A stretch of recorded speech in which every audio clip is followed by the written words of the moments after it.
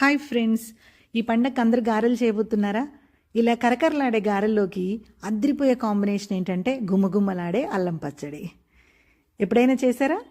ఈసారి ఇలా ట్రై చేసి మీరు గారెలతో పాటు అల్లం పచ్చడిని వడ్డించండి. మీకు కాంప్లిమెంట్స్. ఇది చాలా ఈజీ అండి.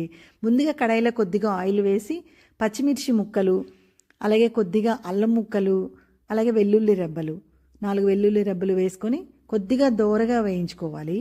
అలా దోరగా వేయించిన తర్వాత దాన్ని ఒక మిక్సీ జార్లోకి ట్రాన్స్ఫర్ చేసుకొని అందులో కొద్దిగా చింతపండు పేస్టు, మనకి రుచికి సరిపడా బెల్లము, మరియు ఉప్పు, కొద్దిగా పసుపు కూడా వేసుకొని మెత్తని పేస్ట్ లాగా మిక్సీ పట్టేసి దానిని ఇంగువ, కరివేపాకు, ఎండుమిర్చి, తాలింపు దినుసులతో చక్కగా తాలింపు చేసుకొని ఆ పచ్చడిలో ఆ తాలింపు వేసేసుకోవాలి. ఇలాగ వడ్డించి చూడండి, చాలా చాలా టేస్టీగా ఉంటుంది.